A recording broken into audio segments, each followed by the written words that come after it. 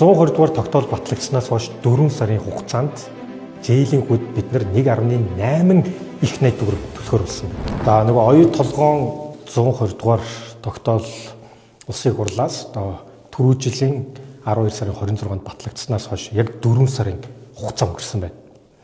Тэгэхээр яг энэ дээр бид нар улсын хурлын тогтоол хэрэгжих ёстой шийдэл нэгж байгаа. За бүгдээрээ 4 сар ингээ хүлээсэн байна те. Энэ хооронд тэгвэл зээлийн хүү бас тооцож үзье.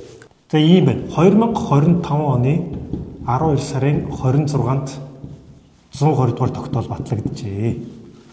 Өнөөдөр 2026 оны 4 сарын 24 нү.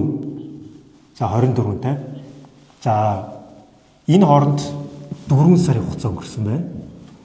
Өдөрт 15 тэрбум хүү тооцогдож байгаа бол 15 тэрбумыг үржүүлэх нь 4 сар гэдэг чинь нийтдээ хэдэн хоног вэ? 3 дээр 12 120 хоног.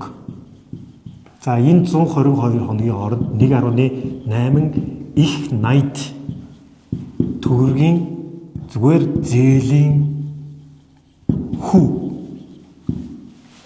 тооцогдсон байна.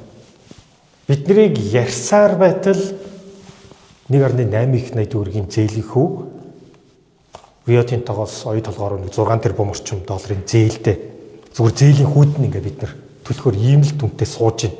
Тэгэхээр өдөр тутам бид нар 15 тэрбум тооцогдож байгаа. Энийг хизээч мартаж болохгүй. Энийг байнга сануулсаар байх болно.